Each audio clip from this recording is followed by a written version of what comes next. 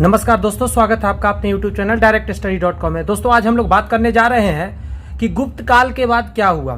मैंने जैसा कि पिछले वीडियो में बताया था कि 540 ईस्वी तक गुप्त काल चला था, तो गुप्त काल के बाद क्या हुआ, तो वर्धन वंश आया था दोस्तों, जो कि तकरीबन 647 ईस्वी तक चला था, यानी 647 AD तक चला था। दोस्त आज उसी का बात करेंगे। सबसे पहला प्रश्न है, थानेश्वर में वर्धन वंश, जिसको कि पुष्यभूति वंश भी कहा जाता है, कंफ्यूज नहीं होइएगा, वर्धन वंश कहिए या पुष्यभूति वंश कहिए दोस्त, एक ही बात है, का स्थापना किसने किया था। तो आपका आंसर हो जाएगा दोस्तों पुष्यभूति वर्धन ने किया था। नाम में ही लगा हुआ है पुष्यभूति वर्धन, याद रखना आसान है।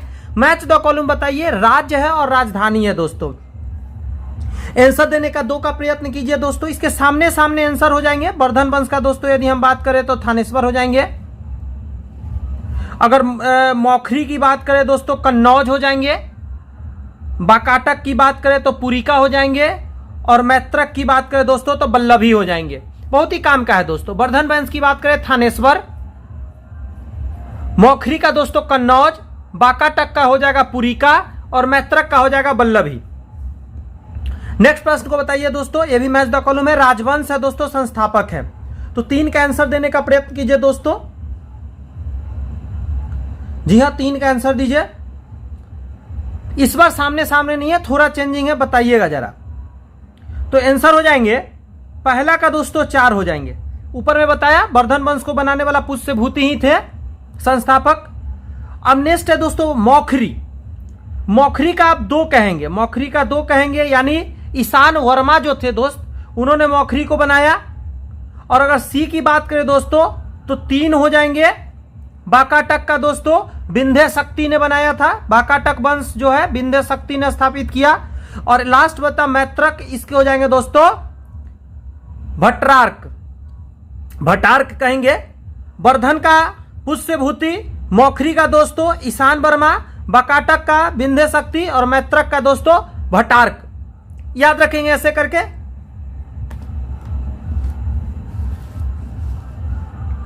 नेक्स्ट प्रश्न आपके सामने है दोस्त, कादम्ब राज की स्थापना मयूर शर्मन ने की थी, उसने अपना राजधानी कहां बनाया।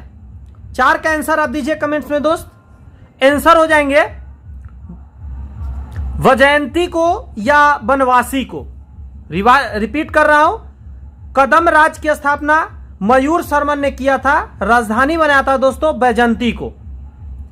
निम्नलिखित में वह अंतिम बौद्ध राजा कौन था जो संस्कृत का महान विद्वान और लेखक हुआ। अंतिम बौद्ध राजा जो कि महान विद्वान और लेखक भी हुआ। तो 5 का आंसर आप डी देंगे दोस्तों, हर्षवर्धन था। हर्षचरित किसके द्वारा लिखा गया, बहुत ही ज्यादा इंपॉर्टेंट क्वेश्चन है। हर्षचरित दोस्तों यदि बात करें लिखा गया है तो बाण्य भट्ट के द्वारा लिखा गया है। हर्षवर्धन के समय में कौन सा चीनी तीर्थयात्री भारत आया था। ह से हर्षवर्धन और ह से हेनसांग, ये मैं कई बार बताया हूं दोस्तों। तो आंसर हो जाएंगे हेनसांग आए थे। चालुक्य राजा पुलकेशिन द्वितीय को किसने पराजित किया। चालुक्य राजा पुलकेशिन द्वितीय था, उसको किसने हराया था। तो आंसर हो जाएंगे बी, नरसिम्हवर्मन फर्स्ट। किस व्यक्ति को द्वितीय अशोक कहा जाता है, वेरी वेरी इंपॉर्टेंट। द्वितीय अशोक किसे कहा जाता है। तो 9 का आंसर आप देंगे दोस्तों डी, हर्षवर्धन को द्वितीय अशोक कहा जाता है। बाण्य भट्ट किस सम्राट के राज दरबारी कवि थे, बताइए जरा। आंसर हो जाएंगे दोस्तों हर्षवर्धन। हर्ष एवं पुलकेशिन द्वितीय के मध्य हुए संघर्ष की जानकारी कहां से मिलता है। हर्ष एवं पुलकेशिन द्वितीय के बीच जो बातें हुई उसका कहां पे चर्चा है। तो 11 का आप आंसर का अगर बात करेंगे दोस्त तो आप ए देंगे, यानी कि आप देंगे ए होल अभिलेख से पता चलता है। एक और प्रश्न बताइए, प्राप्तशील, हून हरिन केसरी, महाराजा धीराज नाम उपाधियां निम्न में से किसका था। तो ये दोनों अगर आप नहीं जानते तो महाराजा धीराज से आप पकड़ पाएंगे कि 12 का आंसर क्या है दोस्त। तो 12 का आंसर देंगे बी, प्रभाकर वर्धन जो थे प्रतापशील, हून हरिन केसरी और महाराजा धीराज का उपाधि धारण किया था। सम्राट हर्ष ने अपनी राजधानी थानेश्वर से कहां स्थानांतरित कर दिया था? थानेश्वर से हटा के सम्राट हर्ष ने कहां पे ले गया था? तो 13 का आंसर सी देंगे, कन्नौज। शकलोत्तरापथानाथ किसे कहा गया है? बताइए, शकलोत्तरापथानाथ यह कहा गया है दोस्तों बी नंबर, हर्षवर्धन को। हेनसांग ने किसे शिलादित्य कहा है? तो शिलादित्य के लिए आंसर देंगे डी दोस्तों, हर्षवर्धन को ही। गुप्त वंश के ह्रास के पश्चात उत्तर भारत में बड़े भाग का पुनर्गठन किसने किया था? तो 16 का आंसर हर्षवर्धन ने किया था। बंगाल का कौन सा शासक हर्ष का समकालीन था? हर्ष का समकालीन दोस्तों शशांक था। चालुक्य शासक पुलकेशिन द्वितीय ने किस नदी के किनारे हर्षवर्धन को पराजित किया था? हर्षवर्धन को पुलकेशिन द्वितीय ने किस नदी के किनारे हराया था? इंटरेस्टिंग क्वेश्चन है, जवाब दीजिए जरा। आंसर हो जाएंगे नर्मदा नदी के नीचे। हर्ष के शासनकाल में उत्तर भारत का सबसे महत्वपूर्ण शहर कौन सा था? 19 का आंसर देंगे कन्नौज दोस्त। हर्ष की जीवनी किसने लिखी थी? हर्ष का जीवनी लिखने वाला कौन था? बाण्यभट्ट था दोस्त। हर्षवर्धन अपनी धार्मिक सभा कहां किया करता था? 21 का आंसर देंगे दोस्तों प्रयाग। हर्षवर्धन वंश की राजधानी थानेश्वर किस प्रदेश में स्थित है? मतलब थानेश्वर कहां है सो आपको बताना है आज के डेट में। तो आंसर हो जाएगा हरियाणा। थानेश्वर कहां है दोस्त? आज हरियाणा में पड़ता है। हर्षवर्धन की बहन राजश्री का विवाह किसके साथ हुआ था? Very very important. हर्षवर्धन की जो सिस्टर थी राजश्री, उसका जो विवाह हुआ था किसके साथ हुआ था? तो आप आंसर देंगे दोस्तों बी, मौखरी नरेश ग्रहवर्मा से। मौखरी नरेश ग्रहवर्मा से। हर्षवर्धन के अग्रज राज्यवर्धन सेकंड की हत्या किसने की थी? 24 का आंसर आप देंगे दोस्तों पहला ही, मालवा नरेश देवगुप्त ने कर दिया था। हर्षवर्धन ने 606 ईस्वी में हर्ष संवत की स्थापना किस उपलक्ष्य में की थी? हर्ष संवत किस उपलक्ष्य में बनाया था हर्षवर्धन ने? 25 का आंसर देंगे दोस्तों आप ए नंबर, अपने राज्यारोहण के उपलक्ष्य में। कौन वर्धन वंश की राजधानी थानेश्वर से कन्नौज ले गया? थानेश्वर से कन्नौज कौन ले गया? थोड़ा देर पहले हम इसकी चर्चा कर चुके हैं ऊपर के प्रश्नों में। तो आंसर दीजिए जरा। 26 का आंसर देंगे पहला ही हो जाएंगे हर्षवर्धन। कन्नौज किस प्रदेश में स्थित है? कन्नौज कहां पे पड़ता है दोस्तों आज के डेट में? तो 27 का आंसर देंगे उत्तर प्रदेश, कन्नौज में पड़ता है। मतलब उत्तर प्रदेश में कन्नौज पड़ता है। हेनसांग की भारत में यात्रा के समय सूती कपड़ों के उत्पादन के लिए सबसे प्रसिद्ध नगर कौन सा था? हेनसांग जिस समय आए थे सूती सबसे ज्यादा कपड़ा कहां उपजता था? तो 28 का आंसर बी देंगे दोस्तों, मथुरा। कवि बाण्यभट्ट निवासी था? सुपर हिट क्वेश्चन है। बाण्यभट्ट कहां के निवासी थे? तो 29 के आप आंसर देंगे बी दोस्तों, थानेश्वर का। नंगानंद का रचनाकार कौन था? नंगानंद किताब है दोस्तों, किसने लिखा है? तो 30 का आंसर देंगे दोस्तों बी, हर्षवर्धन लिखा है। सम्राट हर्षवर्धन ने 2 महान धार्मिक सम्मेलनों का आयोजन कराया। बहुत अच्छा है। हर्षवर्धन ने क्या कराया? 2 धार्मिक सम्मेलन करवाया। कहां कहां करवाया? आंसर बताइए। 31 का आंसर देंगे दोस्तों आप कन्नौज में और प्रयाग में। क्या है? कन्नौज और प्रयाग में। नंगानंद रत्नावली एवं प्रियदर्शिका नाटकों के नाटककार थे। अब फिर से नाम आया, नंगानंद रत्नावली एवं प्रियदर्शिका नाटक के नाटककार कौन थे? तो 32 का आंसर देंगे डी दोस्तों, हर्षवर्धन थे। गुर्जरों को किस शासक ने पराजित किया? गुर्जर को हराने वाला कौन था? तो 33 का आंसर देंगे दोस्तों, हर्षवर्धन। आज भी भारत में हेनसांग को याद करने का मुख्य कारण क्या है? हेनसांग क्यों याद किया जाता है? तो डी आंसर देंगे, CU की रचना के। उनका पुस्तक था CU की रचना। याद रहेंगे दोस्त। हर्षवर्धन के विजयी जीवन में एकमात्र पराजय देने वाला पुलकेशिन द्वितीय कहां का था? हर्षवर्धन को हराने वाला सिर्फ पुलकेशिन द्वितीय था या पुलकेशिन द्वितीय कहां का था? तो 35 का आंसर आप देंगे दोस्तों पहला ही, बातापी का था या बादामी कह सकते, वहां का था। हर्षवर्धन ने अपनी पुत्री का विवाह वल्लभी नरेश से किया, जो कि उसकी एक बड़े कूटनीतिक उपलब्धि थी। वल्लभी नरेश का नाम क्या था? 36 का आंसर आप देंगे दोस्तों ए नंबर, ध्रुवसेन द्वितीय था नाम दोस्तों। 641 ईस्वी में किसने चीन के राजा ताई त्सुंग के पास एक राजदूत भेजा था? 641 में राजदूत भेजने वाला, चाइना राजदूत भेजने वाला कौन था? तो 37 का आंसर डी देंगे दोस्तों, हर्षवर्धन ही था। हर्षवर्धन के भारतीय मिशन के जवाब में चीनी सम्राट ताई सुइंग के 3 चीनी मिशन हर्षवर्धन के दरबार में भेजे, जिसमें से एक मिशन हर्षवर्धन के मरणोपरांत पहुंचा। अंतिम मिशन में शामिल उस चीनी राजदूत का नाम क्या था जिसने वो हर्ष की मृत्यु के तुरंत बाद जो घटनाक्रम घटित हुआ उसका विस्तार से वर्णन किया है? हर्षवर्धन के मरने के बाद कौन आया था? सीधा कहने का यह तात्पर्य है। 38 का आंसर ए कहेंगे दोस्तों, वांग हवेन तसे। वांग हवेन से।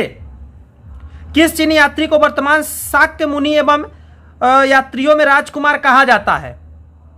तो 39 का आंसर आप लोग देंगे दोस्तों बी, हेन सांग को कहा जाता है दोस्तों। हेन सांग भारत में लगभग कितने साल रहा? यह बहुत ज्यादा इंपॉर्टेंट क्वेश्चन है। हेन सांग का जो भारत में रहने का जो ड्यूरेशन है वो सी है दोस्तों, 14 साल। हेन सांग के समर्थ एवं महायान धर्म के प्रचारार्थ हर्षवर्धन ने कहा महासभा का आयोजन 643 ईस्वी में करवाया? 643 ईस्वी में कहां पे सम्मेलन हुआ था? तो 41 का आंसर आप देंगे दोस्तों ए, कन्नौज में हुआ था। कुंभ मेला का आरंभ करने का श्रेय किसे दिया जाता है? बहुत ही ज्यादा इंपॉर्टेंट क्वेश्चन है कि कुंभ मेला का जो आयोजन करने का श्रेय है किसको दोस्तों दिया जाता है? तो 42 का आप आंसर देंगे दोस्तों सी, हर्षवर्धन को ही जाता है। नर्मदा नदी पर सम्राट हर्ष के दक्षिणावर्ती अग्रगमन को रोका? किसने हर्षवर्धन को, नर्मदा नदी पर हर्षवर्धन को रोका था? तो 43 का आंसर आप देंगे दोस्तों, तो आंसर हो जाएंगे आपका बी, यानी आप देंगे पुलकेशिन द्वितीय ने रोका था और हरा भी दिया था। जैसे ही आप देखें नर्मदा नदी, याद रखिएगा हर्षवर्धन हारेगा पुलकेशिन द्वितीय से। निम्नलिखित में से किसने नालंदा विश्वविद्यालय को 100 ग्रामों की आय दंड स्वरूप दिए थे?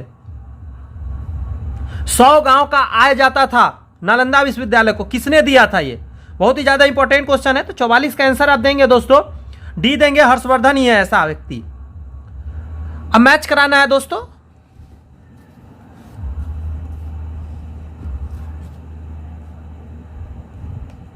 मैच द कॉलम है हर्षचरित कादम्बरी। इस दोनों पुस्तक के लेखक कौन सा है, मतलब कौन है? इधर रचनाकार दिया गया है, तो आंसर देने का प्रयत्न कीजिए जरा। तो आंसर हो जाएंगे दोस्तों बाण्य भट्ट। ये तो बच्चा बच्चा जानता है, तो यहां मैं लिख देता हूं, ये 4 हो जाएंगे इसके। नीति शतक, श्रृंगार शतक, भक्ति शतक, ये 3 किताब है शतक लगाने वाला। इसके जवाब देंगे दोस्तों, तो आंसर हो जाएंगे सेकंड। सामने है इसके भर्तृहरि जो थे वो नीति शतक, श्रृंगार शतक और भक्ति शतक 3 को किताब लिखे थे दोस्त। सूर्य शतक के रचयिता कौन है?